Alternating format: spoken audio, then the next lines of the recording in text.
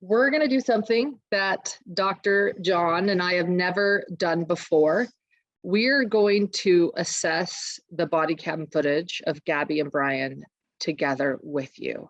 We were talking about how we wanted to do this, and this is how we were doing it earlier, was we were watching this together and pausing it and playing it and pausing it and playing it. So we have attempted to improve the sound by getting rid of some of the noise. I'll be honest, sometimes it improves the sound, other times it doesn't totally, but I think for the most part it does. We were able to hear some things we hadn't heard before. Go ahead. And just for people that haven't listened to it, just know that the sound is crude in places and difficult to hear. So some people may be picking up on things that we're not picking up on just because we literally can't hear the certain parts of the body cam footage. So, and it is irritating not to hear all of it. And there's also parts where the police officer will turn the sound off. Right. Right. And if you guys pick up things that we can't hear, we don't have the best ears. We really don't. We are not like the poster children for the most awesome hearing. Is that a thing? Well, considering that I'm deaf in my left ear. John's deaf in his left ear. That's probably. That's why he's sitting here on purpose. Yeah. And we're not going to be playing this off of YouTube. Clearly, this is where I've been editing the sound. This is where I have the most control because we're going to be stopping it and recording it. So you're wondering why we're not doing a full screen. It's because we want to be able to pause this and play it and go back and rewind as much as we possibly can. And that's what we were doing in Adobe today. So here we go.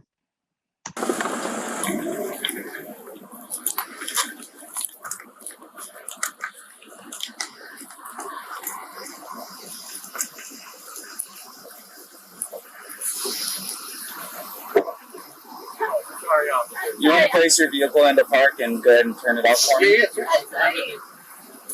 No, park?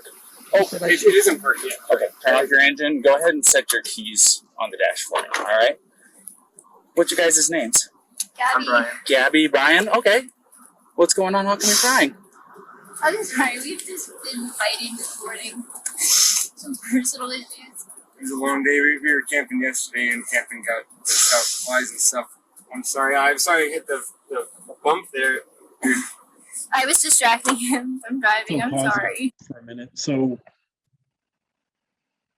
this is interesting to me right away because he starts with the I'm sorry's. Right. Like from the minute, from within the first 15 seconds that he starts talking, he's already apologizing, right? Which go ahead. Yeah, I mean, yeah, go over. She is showing real emotion. She's like really upset, and he seems controlled to me in that he's probably really angry at her or upset that he's just been pulled over, but you don't see anything. He's just like, hey, sorry. It's just like nothing. Well, I think the sorry is his attempt to tell the officer he's not a threat.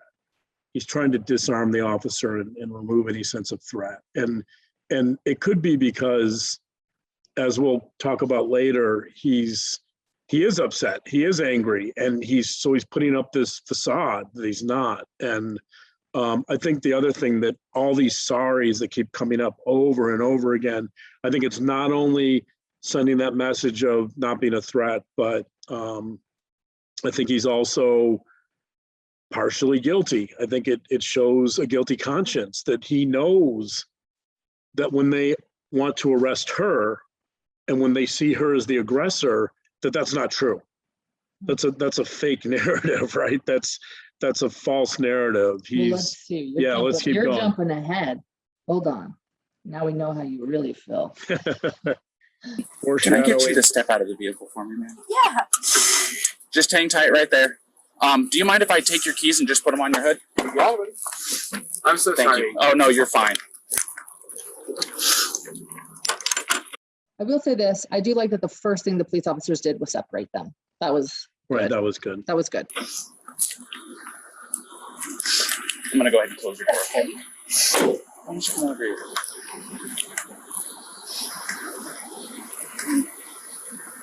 SO229, I had the female that was on the passenger seat separated from the male. Keys are on the hood. You want to tell me what's wrong?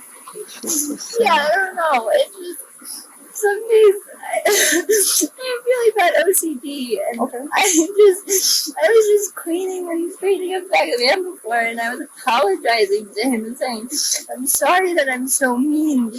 Really quickly, she is apologizing. The first thing she says is she blames herself. I'm sorry, I have OCD, which we don't know if that's official diagnosis. It could be something he's telling her, but either way, I'm sorry, I have OCD. I was cleaning up and I was, and she was saying I was apologizing to him. Sometimes I have OCD, and sometimes I can get really frustrated. Not like mean towards him. I just I guess. So she can get frustrated, but not mean towards him. So her frustration isn't even focused towards him. My vibe is like But it's her vibe that is the problem. you're like in a bad mood. And I was just saying, I'm sorry if I'm in a bad mood. I just really stress ahead. That to me sounds like someone who's used to taking a lot of criticism. Yes. Right. This is someone who's trying to appease someone. This is someone who's placating someone a lot. Right. Like, she's blaming herself because she's gone through this drill many times before, I think. That's what I'm seeing. Oh, I'm sorry, I have OCD. Sometimes I can clean up. I mean, let's also talk about how important it is that her van is clean. This is her business venture. She's put everything into this van. She does videos of her van. She lives in her van. She shows how cute it is. She's decorated her van. So it's kind of a big deal to clean her van. And right, it seems like somebody to me has been through this drill over and over again. I'm so sorry. I guess I'm OCD because I want my van to be clean. I get frustrated, but I'm not mean to him, but it's my vibe. It actually sounds to me like she's talking to him. Right. It almost sounds as if like this is what she says to him. She's been conditioned to say Right. this and She's to been apologize. to immediately back down and apologize and take the brunt of the blame. Right. And I'll also say this, the first thing that came out of her mouth was, I have OCD, another foreshadowing bit. It seems like the police never forget that. I think at this moment, they chalk it up to a mental health issue. And I take her to mean, I just took it to mean that it wasn't like the diagnosis. I took it to mean that like somebody saying, yeah, I'm a little OCD. I like the house clean, right? Like, maybe she has the diagnosis, but it seems to me like this is more of an informal statement about, I can never make him happy. The house is never clean enough. The van's right. Right. And again, wanting her van to be clean, put this in context. She's saying I'm a little OCD because she wants her van to be clean. Again, this is her everything. She's given up her job, her life, everything for this idea of documenting her van life. This is her home. So much work I was doing on my computer this morning. What do you do for a living? Well, I used to work at an organic juice bar, but I just quit my job. Okay. I was a nutritionist. That's Oh, okay. that's my That's job. cool. And I just quit my job to travel across the country, and I'm trying to start a blog. Okay. Have a blog and stuff. So I've been building my website. So I've been really stressed, and he doesn't really believe that I could do any of it. So that's kind of been like I don't know. He's like down there. I don't know. She's like a downer. Doesn't believe in her. Right. So this is, I think, this is either the most pivotal moment or one of the most pivotal moments in the body cam footage.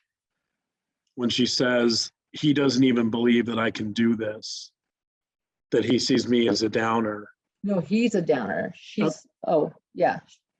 Right? Yeah. You'll play it again. Okay. Yeah, I think she says he's kind of a downer. That's cool. I just quit my job to travel across the country, and I'm trying to start a blog. Right. And Okay. have a blog and stuff. So I've been building my website. So I've been really stressed, and he doesn't really believe that I could do any of it. So that's kind of been like I don't know. He's like down there. I don't know. We've just been fighting all morning, and Also, this working on her blog website thing is also, again, a really big deal. Put this in context. This is, again, what she's trying so hard to do. And he's been clearly negative of this attempt of hers for a while. It seems like, this is a regular thing. He doesn't believe in me. So this is definitely, again, something I think is continuing to happen to her over and over again. He doesn't believe in her.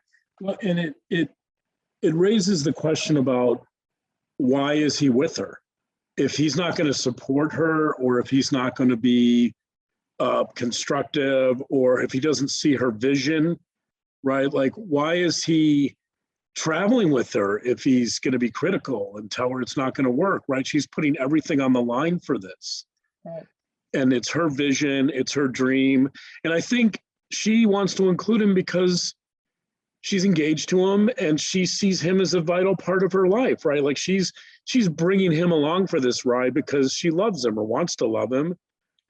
And so, but she's got this guy on him who, you know, apparently from the start doesn't believe in her. Also, one thing she didn't say he didn't want to come, or he doesn't want to be doing this with me. It's just, he doesn't believe in me. And He doesn't believe I can do any of this. I can do this. And why wouldn't he believe in her? Do you think he even wants her to succeed? That's a tricky question. I think that the video blog could be something of a threat to him. I think that he might see it as a potential threat if it gets a lot of attention, and perhaps there's some suitors out there that might be interested in her that are going to be less conflictual, or, you know, they're going to be more suitable to her, right? So they could be threats. I think having a successful video blog is a real threat to him. And I think there could be some element of sabotage. Yeah. And he would let me in the car before. Why wouldn't you let you in the car? You wouldn't let me in the car before too. Let's talk about that. Again, everyone remember, the car is her home. Right. That she decorated, that's in her name, that she's traveling with. This isn't just being locked out of his car. This is her life, her van, her home. She is locked out of her home. He doesn't really believe that I could do any of it. So that's kind of been like I don't know, he's like down there. I don't know, we've just been fighting all morning, and he would let me in the car before. And why wouldn't you let you in the car? Because of your OCD? Told me I needed to calm down. Yeah. But I'm perfectly calm all the time, and he really stresses me out, and he's telling me to calm down, which if you ever told me to calm down, I'd probably not be very right. I'd be sleeping at the Motel 6 tonight if I told her to calm down. I mean, it's disrespectful. You know, he's trying to tell her how she should feel. He's trying to dictate her emotions and her feelings, right? It's controlling. It's controlling. He's trying to control her. And again, this all started because she was blogging and she might have been cleaning the van. I still haven't heard of any big thing. And she's apologizing still. What did she just say here? He really stresses me out. And he really stresses me out. Right, exactly. So this isn't about her being the aggressor necessarily. This is about the context of this is that she was locked out of her home. She's living with someone during this period who happens to be her fiance, who's probably hypercritical of her blog, probably lets her know she's not doing anything right? And of course she's stressed. That's not about OCD. That's about their relationship and the context of their relationship, right? And I think that's where the officers really kind of missed the boat here, is that there's different types of domestic violence. And one of those types is called resistive violence or reactive violence. And that is domestic violence where the victim will lash out at the offender oftentimes because it's self-protective and because it's the dance that they're used to, right? Like she knows that when he's critical, she knows what's coming, right? She knows what she's going to be subjected to. And there could be, for all we know, there could be some history of physical violence. We don't know for sure. Yeah. But if that's the case, then it's much more likely that a victim is going to resort to resistive violence because it's a way of protecting themselves. And it's also a way of engaging with the offender so that the violence is over quickly, right? Like she lashes out, the offender hits back or does whatever, the dance is over, rather than having this prolonged, drawn out fight where the victim sometimes knows that they're going to get really hurt.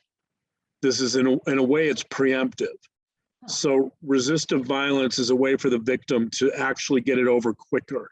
Since the victim often knows what's about to happen, they will take action so that the fight only lasts 5 minutes rather than 30. And the risk actually, in very serious domestic violence cases, by victims doing that, they're lessening their risk of being killed. Wow. There's a quote that I'm paraphrasing, but it says an abuser will often provoke your anger and then use it to prove their point. Is that a little bit like this? You know, he's provoking you are this, you're OCD, you're so bad at blogging. I mean, I'm making up what, you know. Well, I think in those cases, it's a question of blame.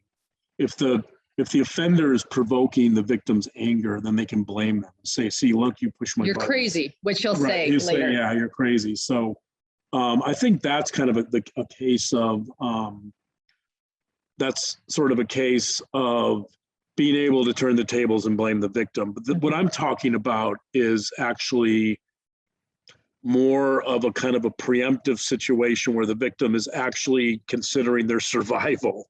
Got it. Right. Okay. Because there's some type of domestic violence abusers that resort to what's called pathological violence. So there's three types of domestic violence essentially. There's coercive control offenders. There's reactive violence. So there's coercive violence, reactive violence, and pathological violence. And the coercive offenders are, I would imagine, more like Brian here. Okay. They're the guy. They isolate their victims. They're possessive. They're controlling. There's some research on domestic violence by Gottman and Jacobson, and they classify offenders as either pit bulls or cobras. And coercive offenders are like pit bulls. They keep the violence at home. They keep it confined to usually their intimate relationship, their wife, their spouse, a partner, whatever. They're a lot like this guy, I think. Whereas pathological violence and pathological offenders are more like cobras in the sense that they're indiscriminately violent. These are more like your psychopaths. Okay. These are guys that will go into a bar and pick a fight just to pick a fight because they're violent everywhere.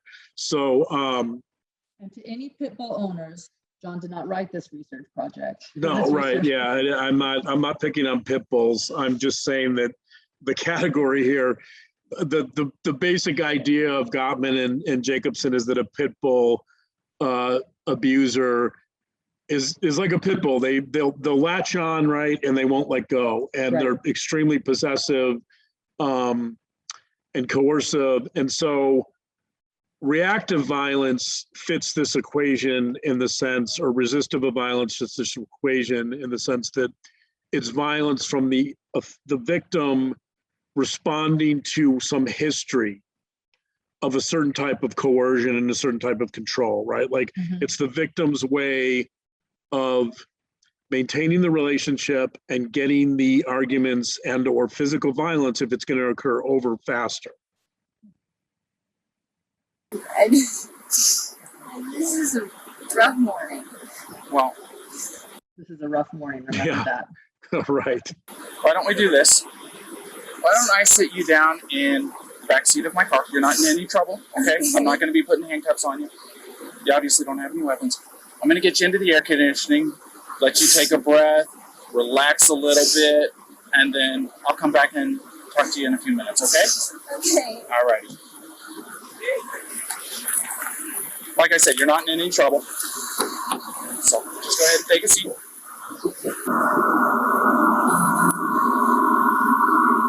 Change my sound here because he comes up. Let's go. And hear the lower voice. But I just like to sound try to get rid of the lower. What's that? Did you talk to my fiance? Did you talk to Gabby already? What do you want to say about that? Yeah, that's, to me, this opening gambit, if we call it that, is really peculiar because he's not worried about his story or how he's being perceived, right? His first question is, did you talk to her? He's basically saying, what did she tell you about me? He's trying to assess. He's trying to assess. I think he's afraid. I think he's worried that Gabby may have said, you know what, this guy's violent. He beats me up, whatever. He beats the hell out of me. You know, I think he's really worried that if Gabby tells the truth, if there is domestic violence here, and there is some history of violence, and she discloses that, then that's going to change their perception entirely, right? So I think he's trying to take control of the narrative right away, and he's trying to assess, what do they know about our relationship? What has she told them? Has she told them that I've hit her before? Right. He's panicked that they separated them. He's worried. Right away. Yeah, he's worried. Because he's controlling. He's controlling, and the first thing the police officers did, which I commend them for, is separate them. And he's like, did you talk to her? He wants to know if the person talked. And he doesn't know what in the world she's said. Also, I want to throw this out. If he really, really was worried about her and cared about her, he'd be like, is she okay? Right, exactly. He never once.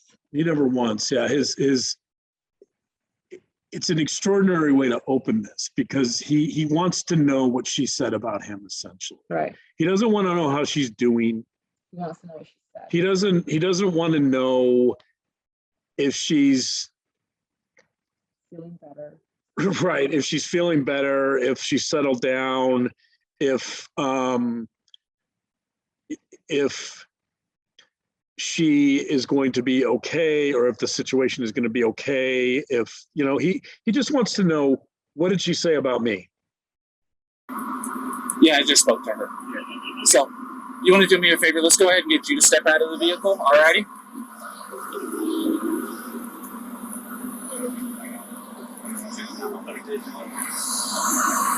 Come on over here. You're not in any trouble right now. So, tell me what's going on. She just gets worked up sometimes, and I try and really distance myself from her. So, like, I lock the car and I walk. So, she gets worked up sometimes, and I try to distance myself from her. And so I locked the car. Is that what he just said to you? So I locked the car. But let's start with that. Okay. So that's the theme here. Like he starts off by throwing her under the bus, right? Saying that she's reactive and emotional and she gets worked up. Right. She apologized. Yeah. And then I have to distance myself from her. The distancing myself from her, he's going to say a few times, by the way. And the reason I think that's really interesting here is because that's what he does this whole time in the interview. He distances himself from her the whole time, and he never tries to repair that. You know, the research by Gottman I talk about quite often shows that healthy couples are able to turn to each other, right? They lean into each other for emotional support. And his metaphor throughout this whole interview is distance, right? And he does it the whole time. He actually gets closer to the police officers than he does to her. Like, they do tell him he can't talk to her. So in fairness, it's possible that he may have wanted to talk to her, but I think he probably wanted to talk to her more out of control rather than concern or caring, right? Yeah. So he's setting the stage here. Like, he's telling the officers, and I don't expect the officers to hear this because there's a lot going on, but he's essentially telling them, I distance myself from her. That's what he does all the time. Yeah. And that's what he does in this interview. He doesn't ever once try to lessen or reduce that distance. Away from her. Whatever. I'm going to rewind it just a bit so we can hear it. Yeah. She just gets worked up sometimes, and I try and really distance myself from her. So, like, I lock the car and I walk away from her. What happened this morning is that she's trying to set up like her own little website blog and everything. So he confirms that's what it's about. This morning she was trying to set up one of her little blogs. Like, also, just let's pick up on the word little. Like, that's condescending. You know, he Sorry. That's condescending. He's referring to her work as little, as in insignificant. Right. Gets worked up sometimes, and I try and really distance myself from her. So like I locked the car and I walked away from her. What happened this morning is that she's trying to start up like her own little website blog and everything. So Her own little website blog and everything. Right, like he doesn't know it, but what he's saying is it's a joke. Like it's insignificant. Her own this little project of hers that'll pass. That I've ventured with her on for over a month. So is he just a passenger in this? You know, in some of the videos some of the blog videos that we've looked at, he often comes across as secondary. He's in the background often, right? He's not really in front of the camera that much. She tries to include him. She tries to include. Many times he seems like a bit player, and I think that's some of her frustration too, right? Like she's saying to him, "If you're going to marry me and we're in this together, then show me." But clearly, they chose to do this. He's committed to her month already, right? Yeah, I think they've been out for a few months by now, right? Right. Like if you really don't think it's a big deal, go get a job then. But I mean. Well, I mean, and also it's super condescending to refer to it as a little. Right. Her little project. No, this is her life. And it's his life too, though. That's what I'm trying to say. It's both of their lives. Right, it should be, but he doesn't see it that way. I give her time. We really had a nice morning with her, and if anything. Also, he just says here, we really had a nice morning. When she's now said a couple of times, we've been fighting all morning and it's been a really rough morning. And he's saying, we really had a nice morning. Right, so he's trying to sugarcoat it. But she just worked up because we were trying to get going and get our day going because we want to go like arches before this stuff like that. Okay. So she got worked up when we were trying to get our day going, but he doesn't really give us specifics. How did she get worked up? Well, you're not telling us. He tells us that they had a fight over the blog, it sounds like. I mean, but he gives no details. He'll change that story. You want to tell me about those scratches on your face? He doesn't bring up the scratches either. She had his cell phone in her hand, that's why I was pushing her away. So she had a cell phone in her hand, and that's why I'm pushing her away. It doesn't make any sense to me.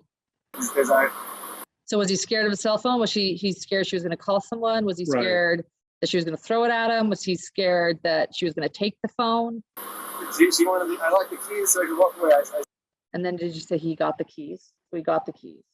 He took her keys. That's threatening too. Like I'm gonna go. I said, let's just take a breather and let's not go anywhere. Let's just calm down for a minute. She was getting worked up. And then she had her phone trying to get the keys. So that way I was just trying to. So he took the keys and he took the keys and said, let's take a breather. So again, he's taking control. He's dictating the terms of the relationship. He's telling her how she should react. He's telling her how she should feel. Right. He also took her keys. Like that's a threat. She is in a foreign place, not foreign as in overseas, but they don't know this place. All of her belongings and everything that, she's working on is this van. Right. So taking the keys isn't just taking the keys. It's it suggests that he could abandon her at any time, that he has control. He has control of her van. He has control of her home, which is her van, and he has control of her life. If he takes the keys, he's sending the message and he can take them whenever he wants. And it sounds like he might have wanted the phone too. And that maybe he was trying to get it. It's not clear why. Right. Because he also, again, he doesn't know what Gabby has told the police. So he's, I think, assuming that maybe she told them that maybe he was pushing her or something, because he's kind of saying, this is all that happened. He's kind of trying to make it sound sugarcoat, as you would say, make the situation sound better than it was. And the police are going to help him here by pointing out his scratches. I know I shouldn't push, but I was just trying to push her away to go, let's just take a minute. And he always says that he pushes her. He pushes her. Step back and breathe. And you see she got me with the phone. Can I see your hand? Did she say she got me with the phone, right? Got me with the phone. Oh, you got a mark right here. Oh, that's from a wire. That's from a wire? Yeah. You want to tell me about hitting that curb? Hitting the curb was her grabbing the wheel. She grabbed the wheel? Yeah. She said, I can't believe we're getting pulled over. And then she grabbed the wheel. So also, let's talk about his demeanor really quickly. His voice is monotone. He's really flat, right? He's what I would say, the term I would use to describe him, he's over-controlled. Like he's clearly, he doesn't know what he's doing. He's trying to trying to suppress whatever anger or whatever emotions he's feeling.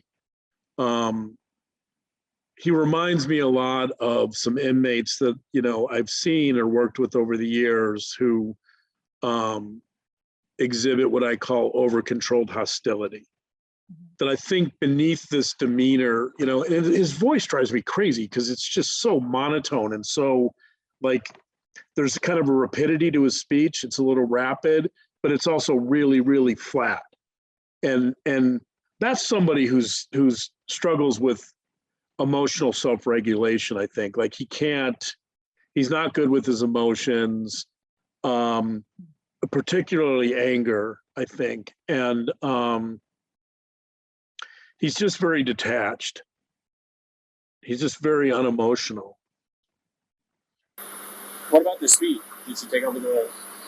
No, I over thought the pedal on you. if I was going fast, I'm sorry. No, it's probably just a moment of like, I'm still shaking now. The adrenaline, seeing the lights flashing up, and then her gripping the wheel. So can we talk about that too? Why were you speeding? Let's talk about how fast he was speeding. It was 15 miles per hour and he was going over 40. He was going 48, I think. Yeah, 42, 45, 48. But he just said, I saw the lights and adrenaline kicked in, so I was speeding. So in other words, that's like considered like a high-speed chase. All of a sudden he's like speeding away from police. I mean, when he said that, my first thought was, if I see the lights in my rearview mirror, I'm going to brake. Like my first impulse is the adrenaline will kick in probably, but my first impulse isn't to try to run from the police. So I don't know how the police officer agrees with him on that. Like, I think a normal response would be fear. And he doesn't seem to have that. He says his adrenaline kicked in, but his first response is, I'm going to run. Right. And that's apparently when she like punched him on the arm. Like, what are you doing? You're accelerating.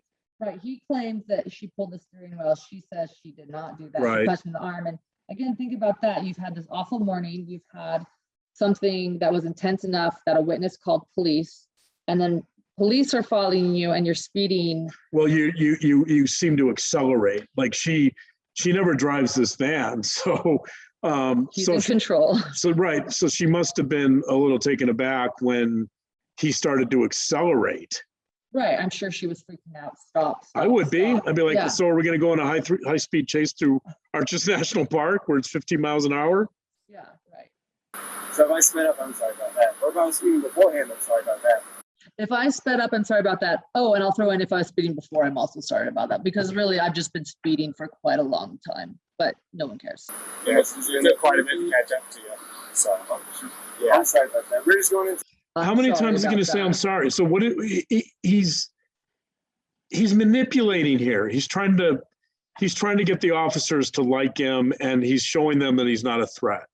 This is definitely manipulation. But I think there might be some guilt too, right? Like, yeah.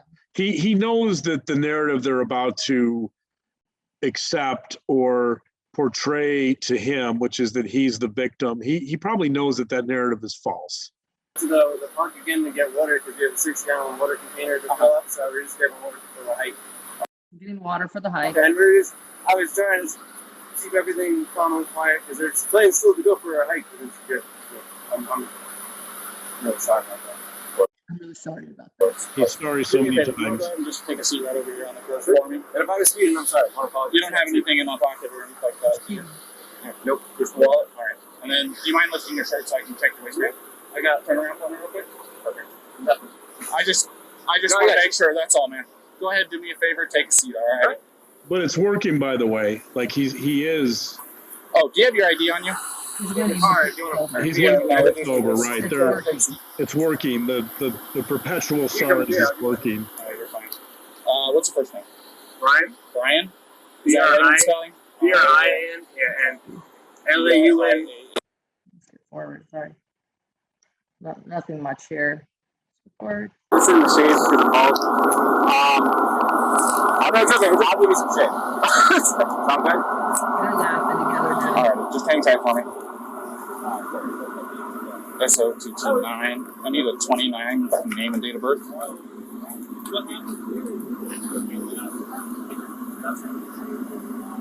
First name Brian, layman spellings, last name Juan.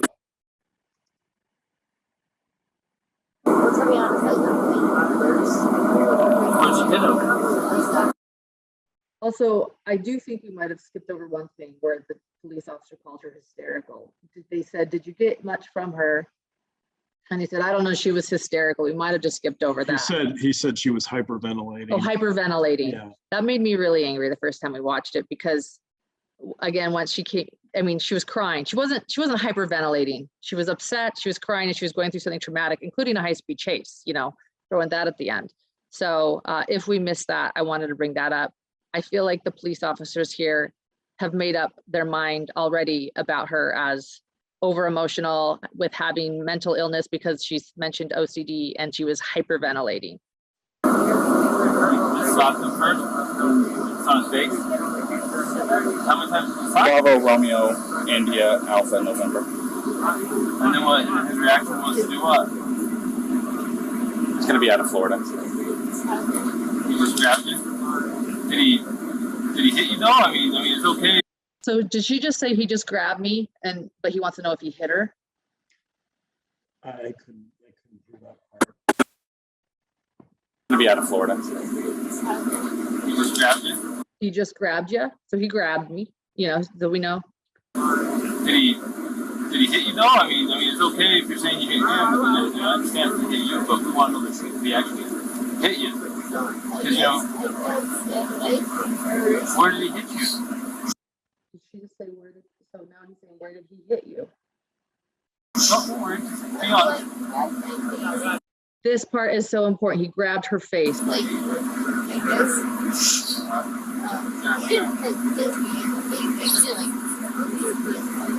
You slapped your face or what?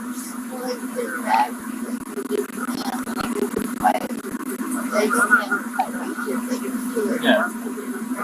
By the way, right there, I think she says, and it really hurt. So she tells him twice, he grabbed my face, and then the police officer says, but did he slap you or did he hit you? And so she tells him again, well, he didn't hit me, but he grabbed my face like this, and it really hurt. And I'm pretty sure I listened to this over and over, but I didn't. At the end, when she does this thing with her cheek, I think she says it hurt.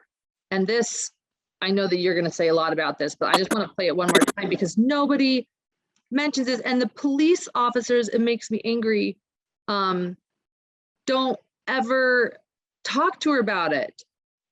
That's not saying stand back. Did he hit you though? I mean, it's okay if you're saying he hit you. I understand if he hit you, but we want to know if he actually hit you.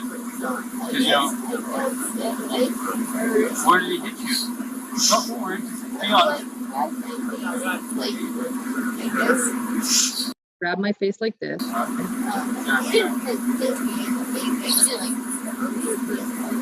You slapped your face or what?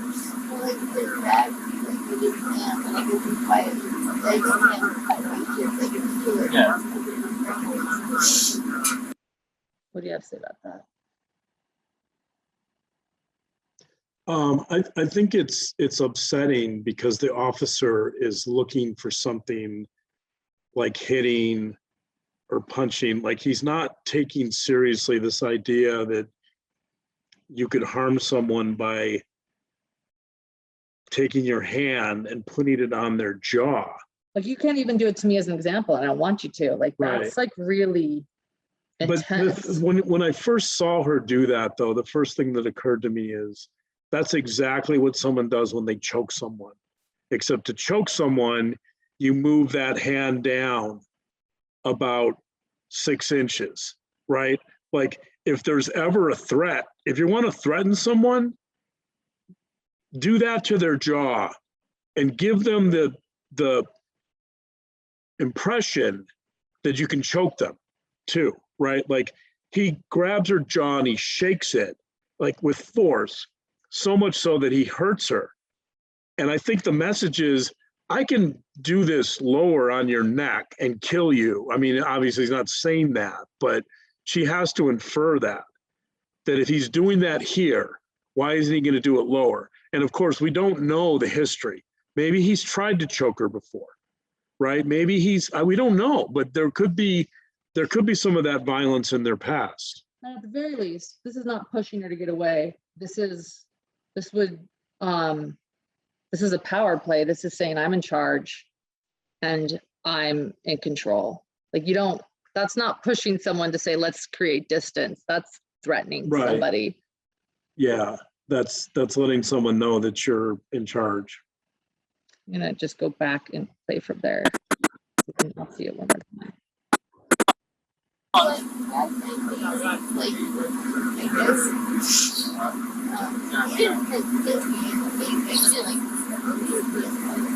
You slap your face or what?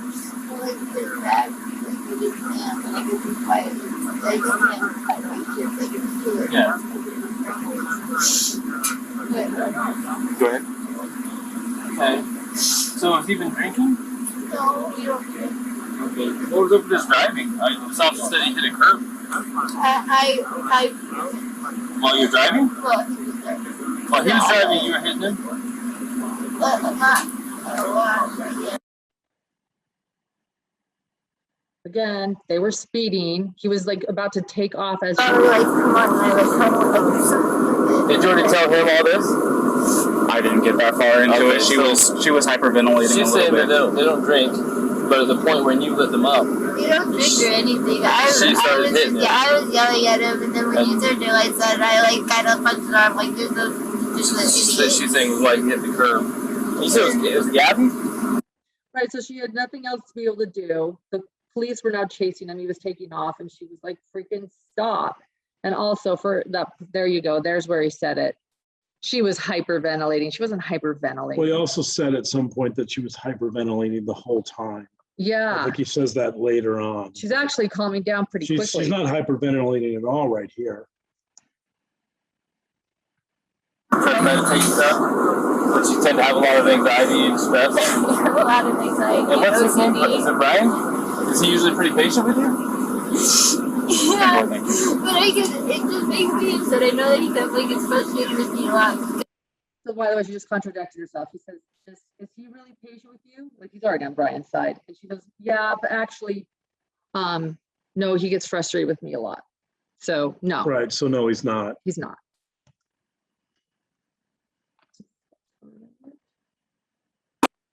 My anxiety and bringing it down, but my ex-wife, especially my ex-wife, I'm just trying to, I know it's a little personal, but help you understand, we would feed off each other's anxiety and spiral, you know what I mean? And it doesn't matter how much I loved her. It may be bad for your soul, just saying. I'm not telling you what to do with your life, but if you know you have anxiety, look at the... This by the way, is there's some moments here where I refer to the police as life coaches. So this is when the police life coaches come into play. So we'll see. I get why they're doing it, by the way. They're doing it because they're trying to be more relatable. They're trying to develop rapport, right? But so it's fine. I think it's fine, but it's interesting that there's a lot of kind of life coaching moments throughout this footage. Look at the situations you can get in. You know what I mean? And we're not here to be mean to you or anything. Well, you know, there's a first time, and then it usually. We'll go see what Brian's saying, but I think you've heard everything now from. Quick question. You said you were hitting him in the arm? Also, again, no questions about the squeezing of her face. No questions about. Right. She said at one point that there was a hitting. She kind of switched. Well, it wasn't like a hit, hitting me, but earlier they said. They're already convinced that she's the aggressor. They've already made up their mind that she initiated it. So even though he was grabbing her jaw and shaking it and pulling hard on it, they don't see that as relevant. And I think it was the moment she stepped out and said OCD, because we've now had so many comments about she was hyperventilating, and then he came over and the first thing he said is, so you have anxiety. You have a lot of anxiety. And then he brings up this relatable moment of his ex-wife. They fed off each other's anxieties. They're now divorced, ex-wife. They've already decided this is a mental health crisis, not an assault or an abusive situation. And again, they never consider the fact that maybe her violence is reactive, that she's reacting to the fact that she had no access to her home, that he was probably being critical of her blog all morning, letting her know she wasn't going to make it work, it wasn't going to be successful. I mean, I don't know that for sure. I'm inferring that, but it's not hard to imagine that he was belittling her in some capacity before all of this happened. Well, I mean, for this too, and speculation, but I've seen their YouTube videos. Again, this van was decorated. She spent time, money, TLC, gave up her work for this as a nutritionist. She tells the police officer. And so I don't know if it would be OCD to want to keep the van clean. So she's cleaning it. And if he is being disrespectful in that sense, I would be really upset. This is not just like keeping a dirty car. This is, again, her heart and soul, that she's working really hard. And if he was being disrespectful and just getting in it with his muddy shoes, just I don't know if that happened again like you, but I'm just trying to again give context of what this is. He talks about the muddy shoes later. Okay, that's I thought I had heard something about that. No, that's coming up. Did you grab the steering wheel? No, I didn't. You did not touch the steering wheel? But only for like a second, because I just saw the lights come on, and it was more just like, you're an idiot, But did you grab the steering wheel and swerve or anything like that? No. Okay. She didn't steering wheel at all. So contradiction. I'm going to go ahead and close this door again. Do you have enough air back here, or do you want me to kick it up some more? Do you have any water? I will see if I can find some. Okay, no worries. Thank you. She's doing a great job calming down now too. You wouldn't have to have any water, would you? Oh, might get a bottle. Did you already give a statement to this officer? I've got this gentleman here. Yeah. This gentleman noticed that you had some marks on your neck. Yeah. And she's got some marks on her too. We're just trying to figure out what all happened. And I know you probably already told your story. This officer is probably going to be the one handling the whole case. You want to listen to what he has to say, and and then you tell him what happened. If you don't mind. Start at the beginning for me. Started at the beginning. Well, I don't want to go too far back, but we've been in Beyond Land for the past week or so, traveling around, and the flies here are pretty intense. So the What if the flies twice now? flies have definitely been getting to her, and then my feet are dirty and everything. So I think that our little squabble started because we were hanging out at the coffee shop, and when we got back to the van, there was some dirt and stuff in the van, and I moved our food around, so it was a little disorganized. So she gets a little. Sorry about that. It's okay. Do you need any water? That's okay. It's hot out here. We were going to get water because we ran out, but it's okay. No, it's okay. I don't like plastic bottles. Okay. Thank you. But we just had a little disagreement there. And the disagreement was just that she was getting a little worked up, and I was saying, no, it's okay. Thank you. Also, he's always blaming her. Little disagreement. She was getting worked up. She was getting worked up. He never, ever takes responsibility for anything. Right. We had a little disagreement. Look at his hands too. He's just like, look at me. I'm just sitting here smiling with my hands crossed. He's always blaming her. Oh, we just had a little disagreement and she got worked up. It's feeding into this mental health crisis. Yeah, and the hands are similar to the sorries. That right. he's trying to send the message that he's not a threat. Go ahead, sorry. That he's not a threat and he's a calm guy. Right. As long as it's cool, that's good. So it was just more disagreement, and I just wanted to. What was the disagreement about? It was. I wouldn't even call it disagreement. It was just that I'm dirty and I can't change being dirty. Like I got dirty feet, I got sand in my flip flops and stuff like that. No, you could actually wipe your feet off. Just saying. It was that we were at the coffee shop for so long because we were there from 9 to 3. So there's a few little things, little relationships. I don't know if you're in a relationship, but I'm sure I've been married for over 5 years now. So. There's a lot of little things. I can go. And we Pause it. So that, I mean, if little things are getting him this irritated, the big things are going to be a disaster. Right. Right. Well, like, I mean, he's telling you that they fight over everything. yeah, Essentially. well, someone might say to you, well, what do you expect when they're on a road trip for months in the small quarters? So I'm saying this because I've seen this on comments. But your point is that's not what this is about. This is about dirty feet, flies, a little blog. Right. Who's OCD? Yeah. Who's OCD? Is it, I mean, she's looking better. Like he's picking up on the little things. I get it. we weren't physical before the point where I said, all right, let's we weren't physical before the point. Also, he's talking about being physical, and he never says Right. he still doesn't know what she said. And He says he says we. He's always blaming her. She gets worked up. But right here he says we didn't get physical until. Right. Let's just take a breather and like walk away for a minute. I'll lock the van up and I'll go for a walk this way, and you can go walk that way in the block. By the way, I don't think that's why he took the keys. He wanted to be in control. Yeah. And also, you just don't lock someone out of their house. But if you want to calm someone down, don't take the keys to their house. You know, there's that what is it called? Moonflower? Right. Yeah. You know, nice areas. You can go either way. It's all shaded. So let's go for a little walk and breathe and come back. We're happy with it. I'm not upset with her.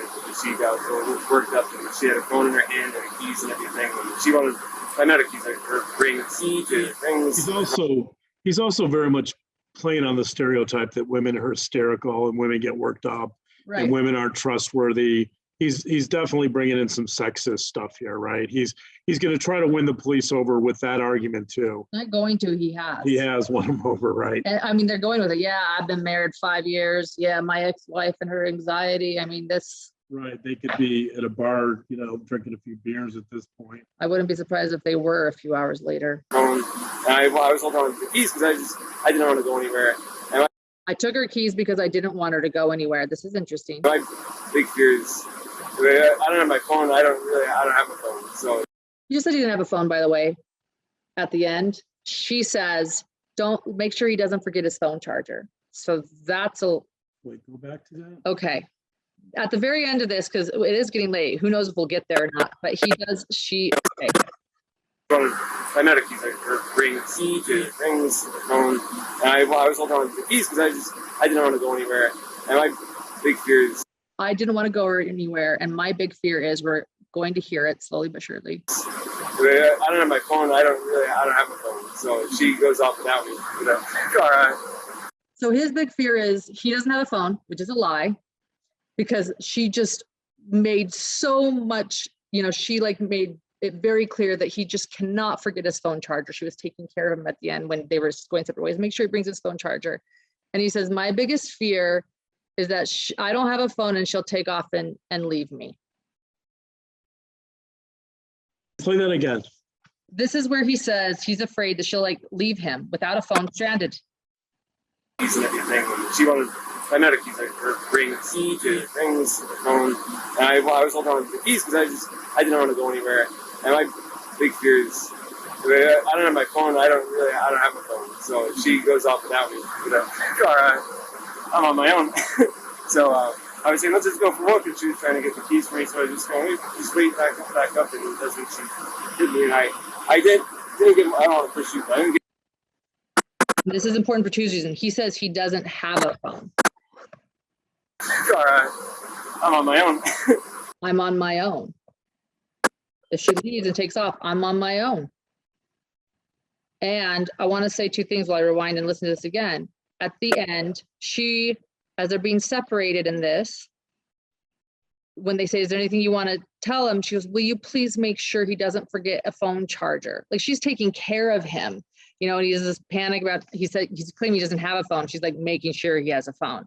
And then he says, I'm afraid she's going to take off. Also at the end of this, we'll hear her get in her own van, freaked out because she doesn't drive it. And she's praying that where they're sending her isn't too far away because she doesn't think she can make it alone. As in, there's no threat that she's going to leave in the van because she doesn't even want to drive to the place she's staying alone. She says, I don't drive this van. So. I don't have my phone. I don't have a phone. So she goes off without me. All right. I'm on my own. So I was saying, let's just go for a walk, and she was trying to get the keys for me. So I just going, just wait back up, and that's what she did me. And I didn't get. I don't want to push you, but I didn't give it. I think this is a really pivotal moment because we see how deep his fears of abandonment are here. We see how insecure he is. That in some ways he's showing us what he's really most concerned about here, which is the fact that she may leave. She may abandon him. She may leave him stranded alone, which ironically may be the very thing that he did to her. right? And so I think one of the reasons this case appeals, or this situation appeals to so many people, is because there's a real primal fear here that human beings, as infants, as babies, infants, toddlers, we need caregivers to survive. That if we're abandoned as children, especially young children, we die.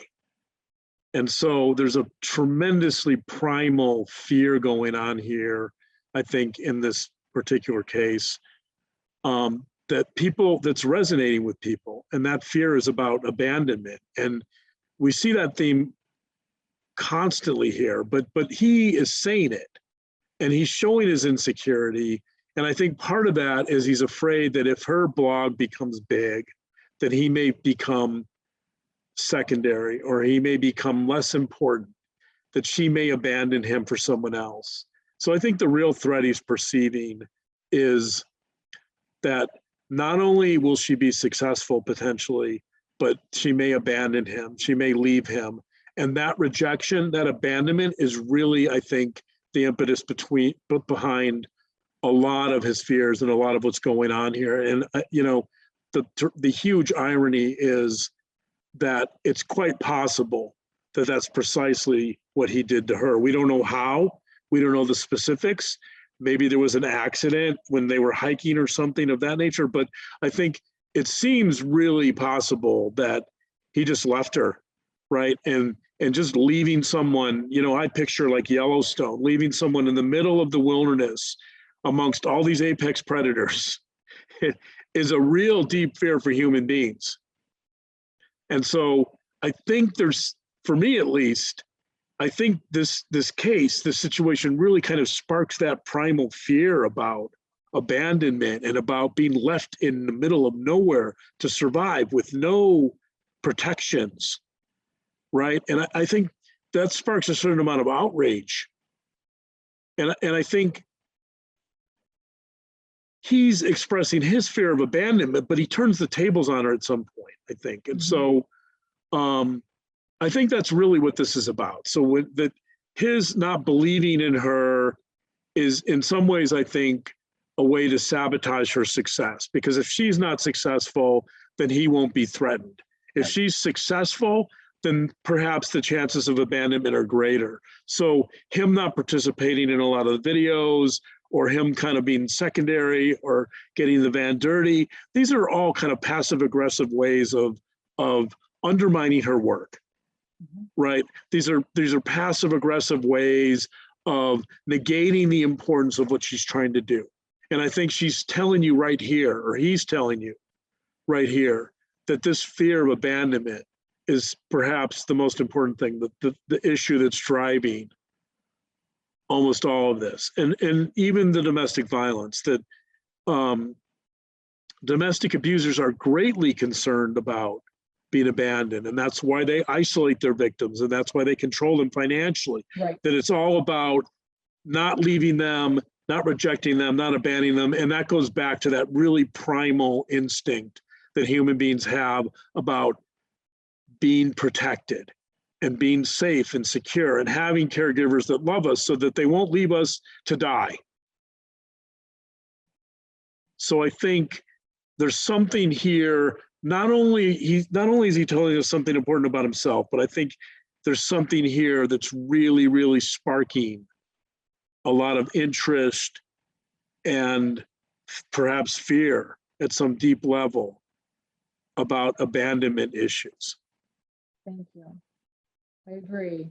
Again, the two things she says, his phone, she says, make sure he gets his phone charger. And the second thing, at the very end of this video, which we're not going to get to because this has taken so long, she's afraid to even get behind the wheel and drive away alone. I mean, so his fears are kind of not valid, it doesn't make sense logically here, but it's got to be more emotional. He's actually projecting. Yeah. That she's not the one who's going to abandon him. He's going to abandon her. And I think, and that's what happens. At the very least, we'd have to say, even if there was some type of accident and he went back to Florida, he abandoned her. If she's hurt somewhere in a canyon, he can get help. He doesn't have to just leave her. So however you look at this, it's about abandonment. And nowhere does she suggest that she's going to abandon him. She's the one being locked out. She's the one not driving the van, right? He's projecting all of those fears of abandonment onto her. And he's thinking that she's the one that's going to abandon him, when in fact, it turns out to be exactly the opposite. Thank you, babe. It is late here. It's kind of funny that we actually even thought we were going to get through this whole video. We'll leave it here, and we'll try to do more of the video another time, but we'll get this first part is very important. And I think that we covered a lot of it, and what this all comes down to, right? And he tells us, he's so not vulnerable, he's so not emotional, and then he says, I have this fear. Right, so if you take those two elements, if you take the fact that Gabby says, he doesn't believe I can do any of this. She doesn't say he doesn't believe I can do this. She says he doesn't believe I can do any of this, meaning that he's criticizing everything she's doing. And then if you take that and you add in this fear of abandonment, I think you've got this really hypercritical attitude towards her project, and he's not supportive at all. And then you have this fear of abandonment. I think those are two key pillars here that really tell us what's going on, and that really potentially forecast her demise if that's what happens here.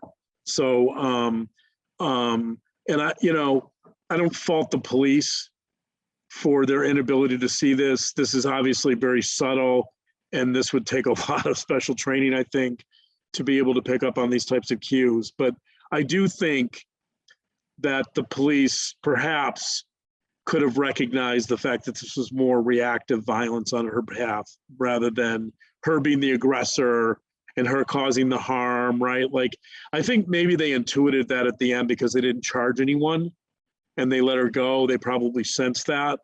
But this is domestic violence. This is, I said this a little bit on an interview I did about this case earlier, that this is an age-old story. This is something that goes back, these abandonment issues and controlling other human beings. Of course, the classic story of domestic violence is Othello.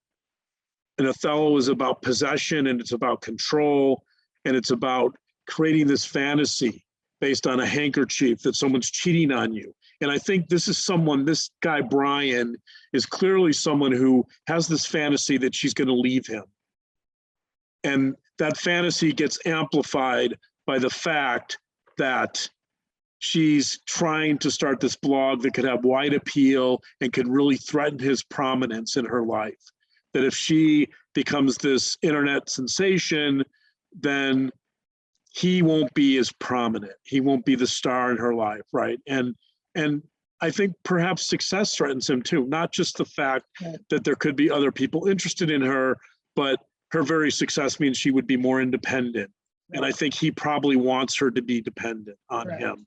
And that's another function of domestic violence. She was even living with his family before this. Yeah, so she was extremely dependent on him. And so this is really an old story, unfortunately. And it's a story of how do two human beings find intimacy in a healthy manner. And sometimes that's difficult, so I would say that, I'd make a little pitch here for domestic violence and just say that if anyone is in a relationship like this, or seeing something like this, or experiencing something like this, to get help and to find your local women's shelter and to develop a safety plan to be able to get out. I would encourage people, if they have no other resources or don't know where to turn, to call the National Domestic Violence Hotline. That number, by the way, I'll give you that number. That number is 1-800-799-7233. So, domestic violence is a very common occurrence, unfortunately, and there's a lot of people that ignore these types of signs, and they don't get out, and it's unfortunate.